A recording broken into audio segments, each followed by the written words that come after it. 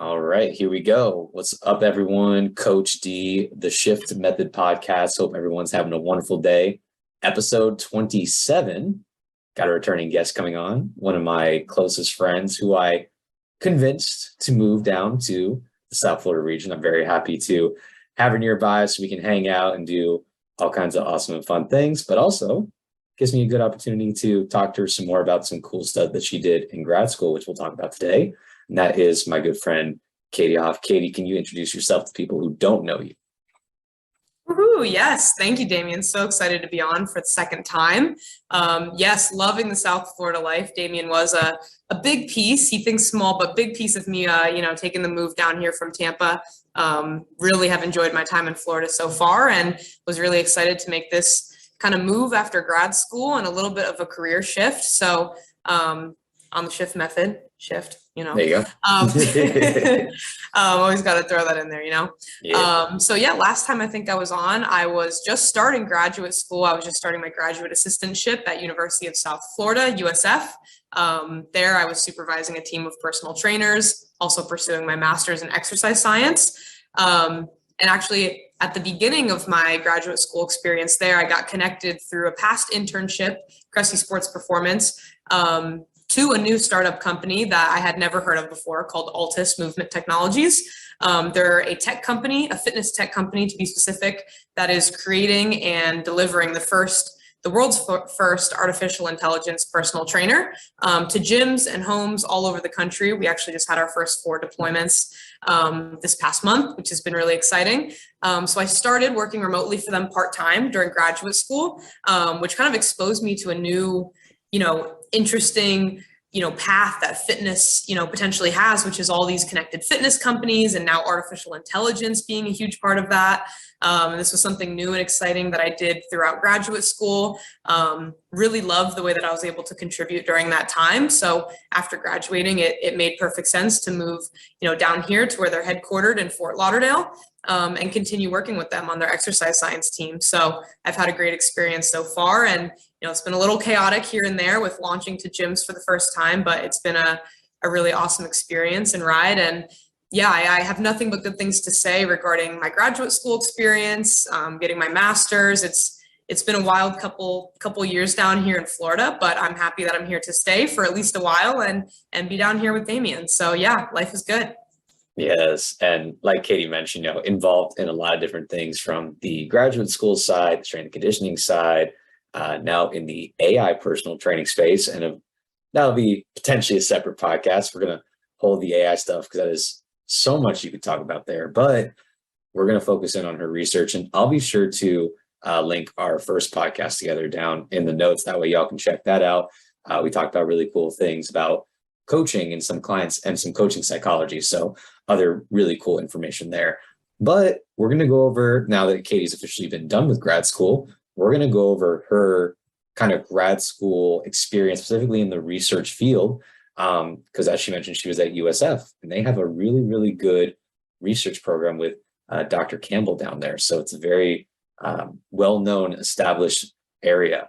So Katie, can you just kind of talk a little bit about the lab itself, kind of what kind of research they're focusing on, and then maybe dive into a little bit of some research that you helped with there?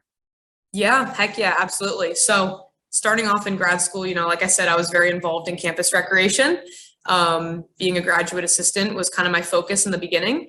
But as I explored more in my classes being very research focused, all 3, professors I had have their own labs and they're very, well-renowned labs with lots of research being put out constantly. I was very drawn to this idea of like, hey, maybe I want to go down, the academia route and do research of my own one day. And even if not, it's an awesome opportunity to get that.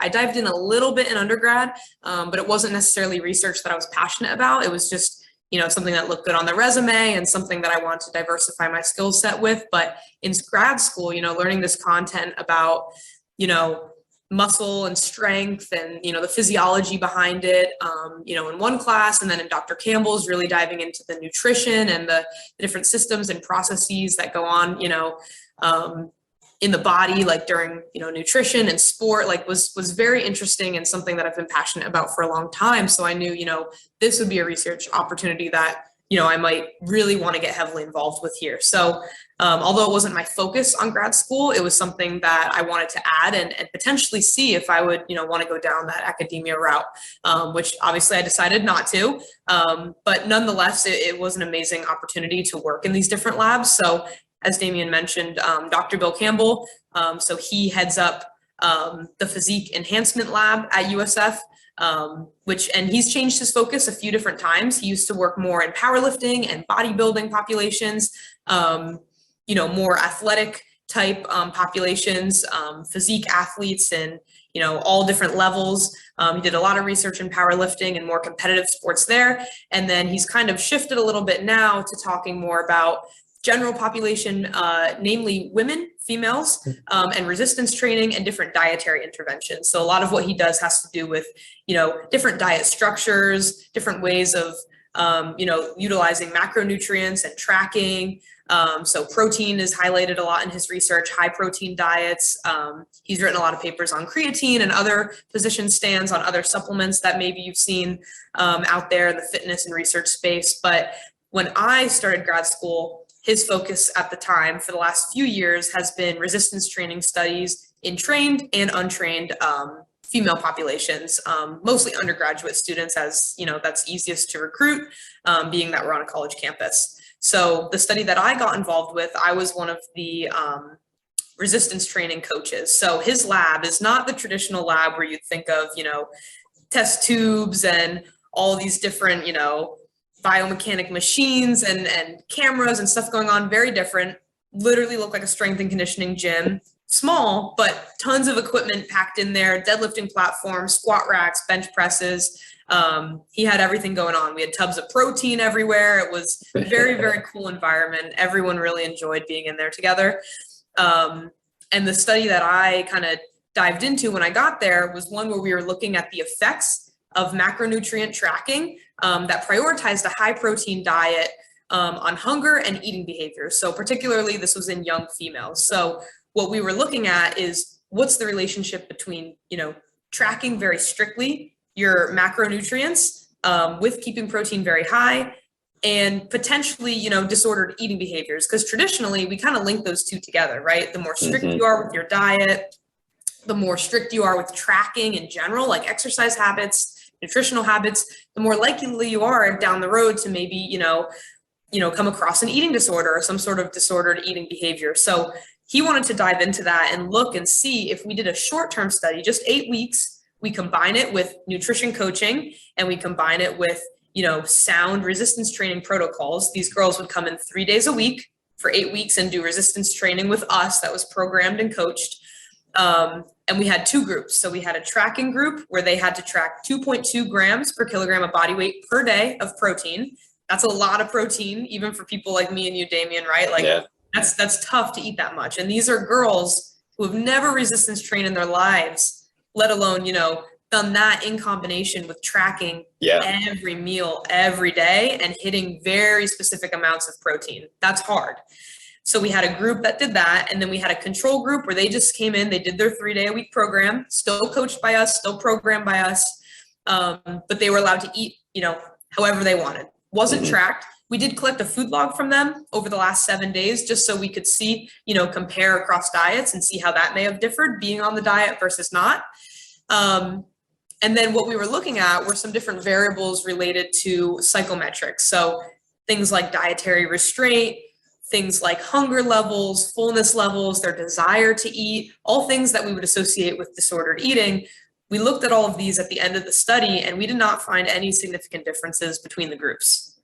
So not expected. The hypothesis of the study was that we would find a significant difference, being that we were making such a drastic change and such a strict change to people's, their lifestyle, their students too. They're busy, they got, social lives, all these things happening, academics, and now we're putting this on top of it. So, I definitely would have guessed, and from my experience and, tracking and disordered eating behaviors that I had when I was younger, I would have absolutely guessed that there would have been a big significant difference. However, we didn't find that. So that was interesting to me with this study and unexpected, but it does shed a little bit of positive light on how tracking can be beneficial if done well and if done with support is probably the key here. They were supported. It wasn't a long period of time. It was only 8 weeks. Probably still, felt like crap, but it wasn't like they were putting themselves on a strict, tough diet for 6 months or a year, which I think in those cases maybe would push someone to be a little bit more likely to dive into that disordered eating behavior. But yeah, that was kind of the main study that I was involved with at Dr. Campbell's lab.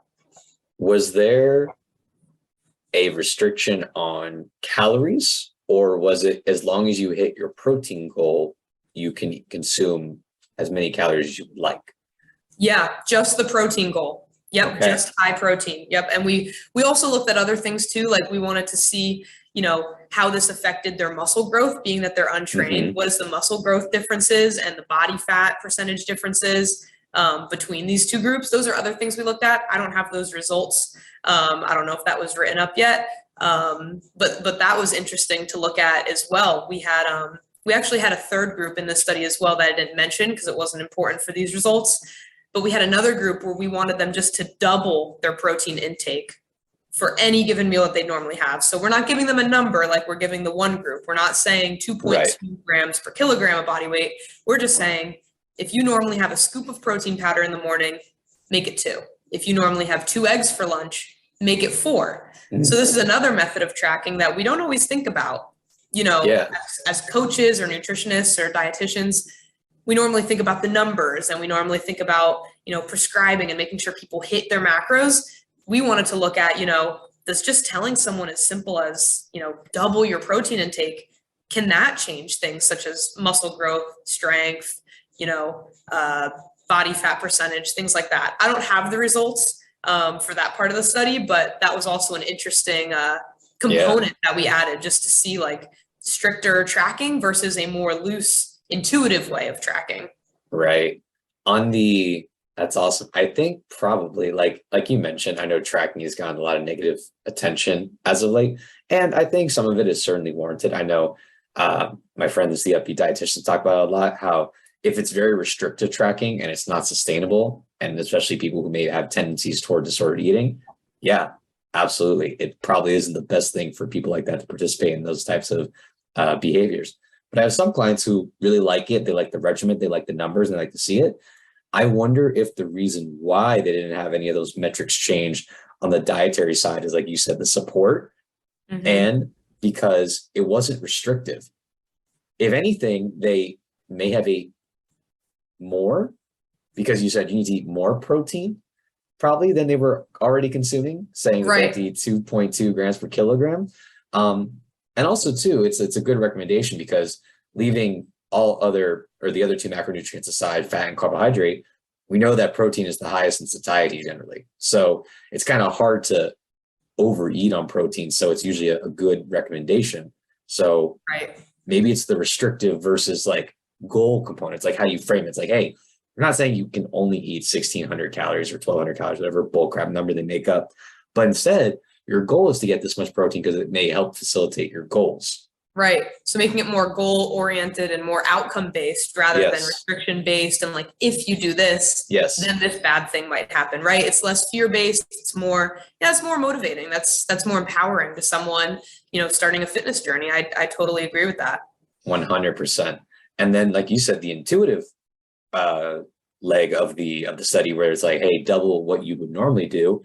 That's also a good kind of method I do. Like, obviously, I'm not a registered dietitian.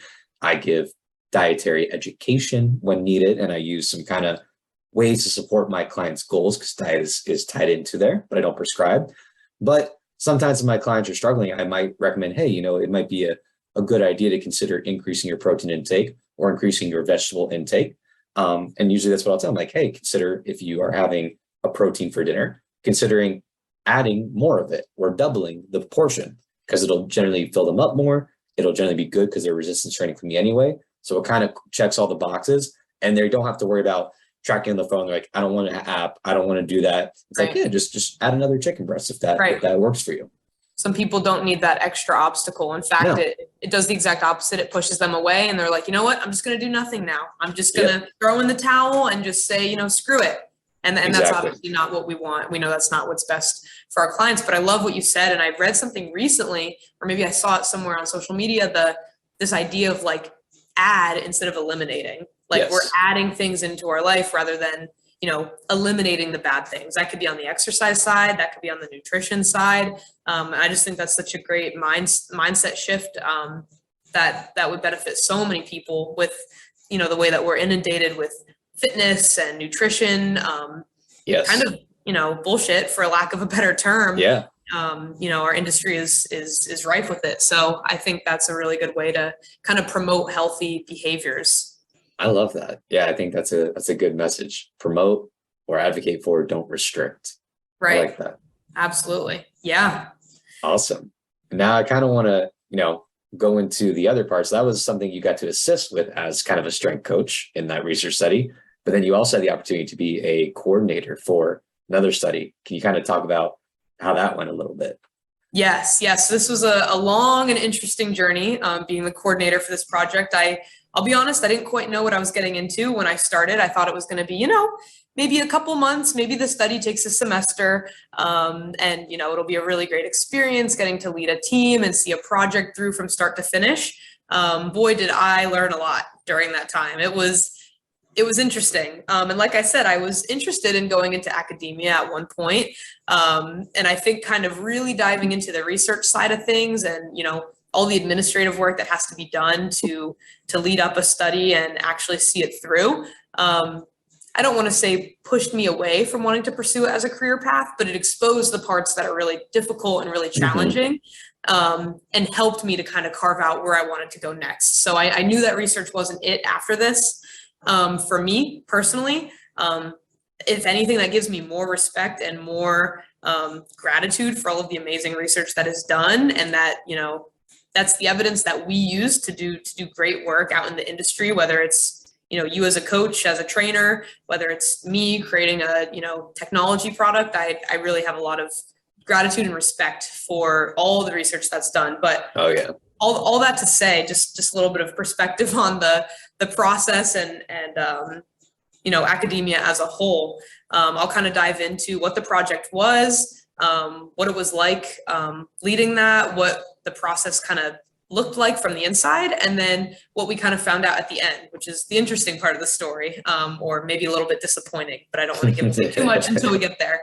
So essentially I was kind of asked by another professor in our department, Dr. Marcus Kilpatrick. He was going to investigate a product that it was not yet on the market, to look at how this product would affect or maybe change muscle soreness and performance in, highly trained endurance runners. So we're not talking about, myself or other fitness enthusiasts who might, engage in resistance training and maybe run a little bit.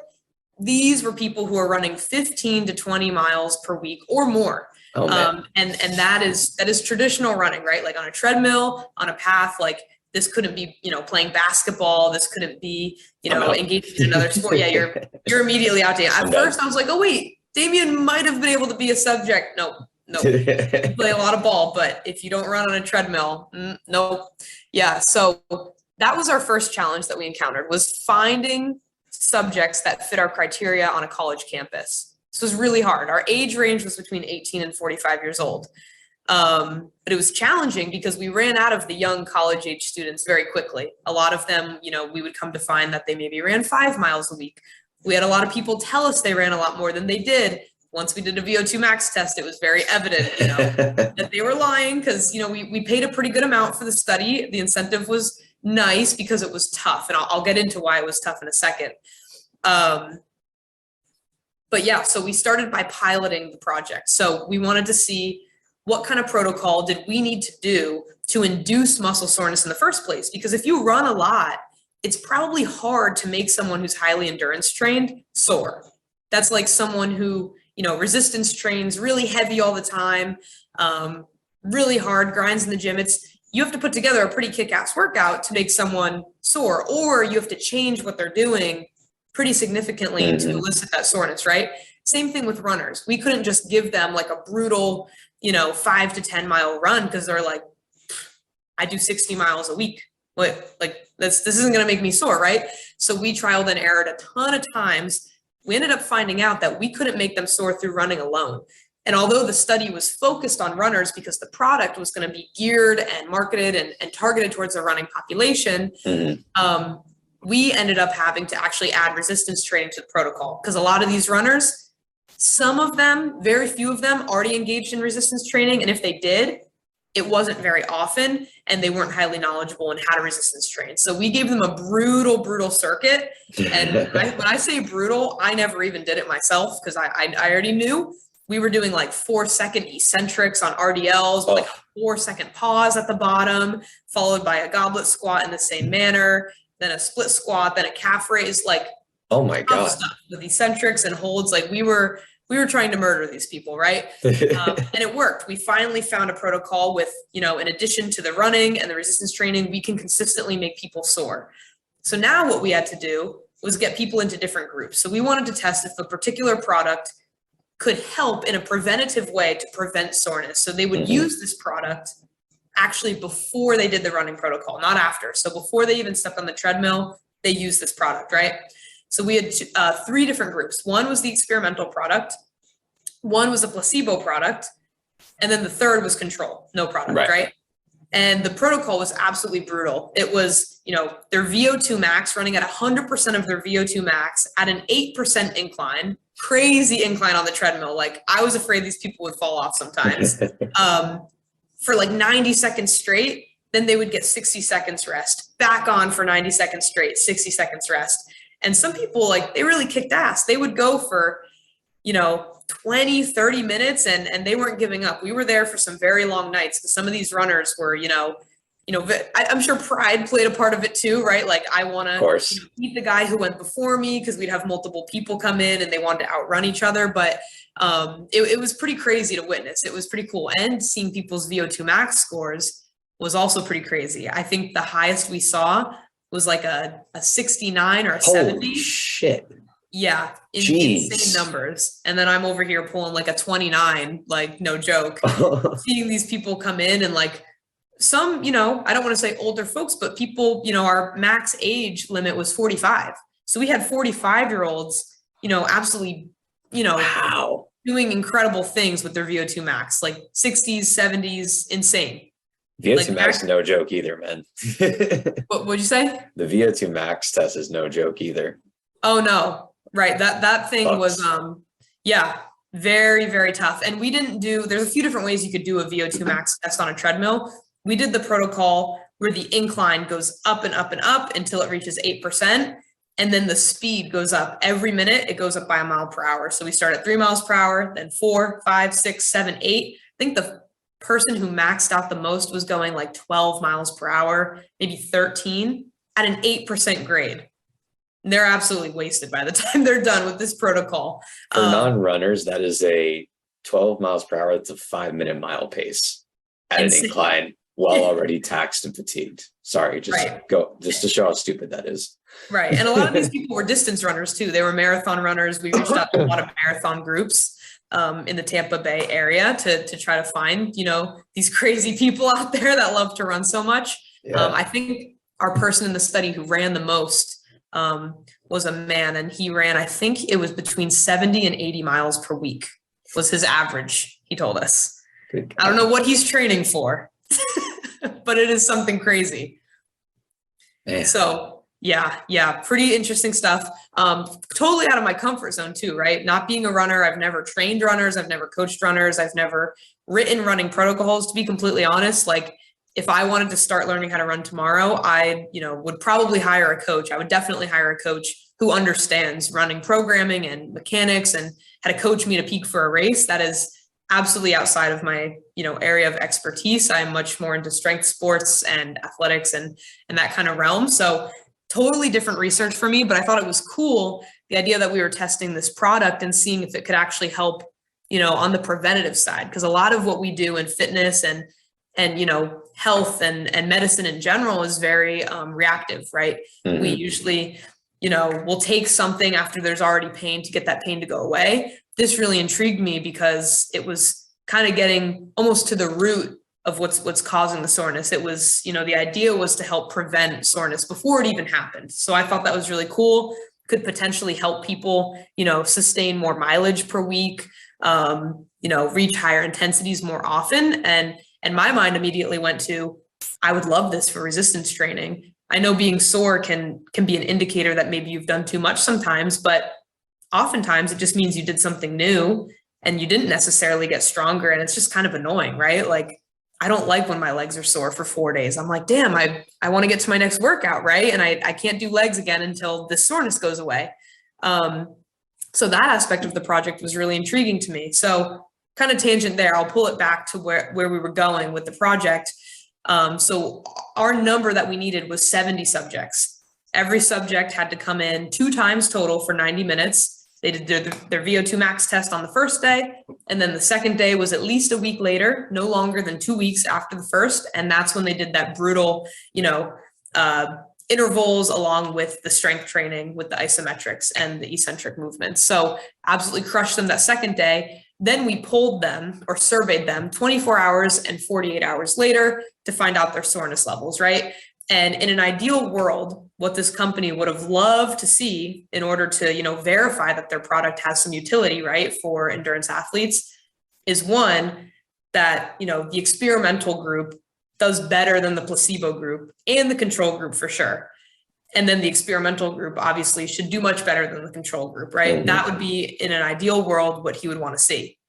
Well, what we saw was that the experimental group and the placebo group, they did better than the control, but neither of them did better than each other.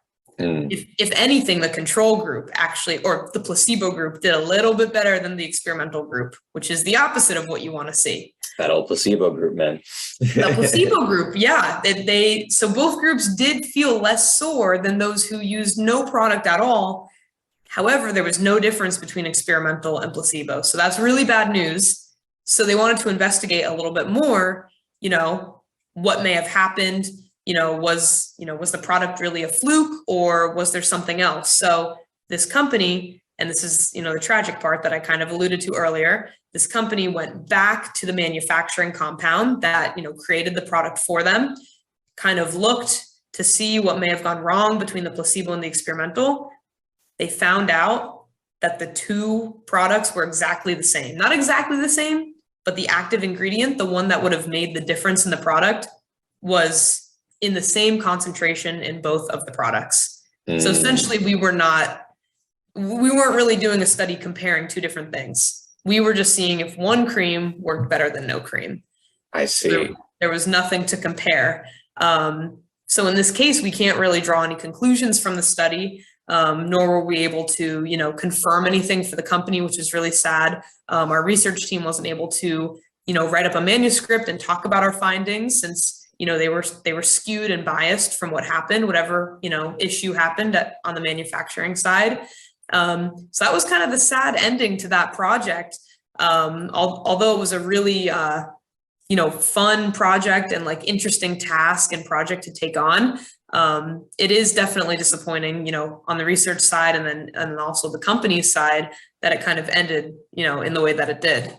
Yeah, that's the unfortunate part of research, is that, it's done by people, and this is not on the researcher side. It was just the manufacturer, but shit's not perfect and stuff's going to happen. Are you allowed to say what the claimed active ingredient was for the product? Are you asking what the active ingredient was, or what the claim? What the active ingredient was, if you're allowed to say, in the product. If not, no worries. Yeah, I'm not sure if I am. So I guess to be safe, I probably shouldn't. No worries. The company is actually, I can say this, they're going to do the study again, likely with a different research lab, one that might be a little bit more affordable than to do it again through USF.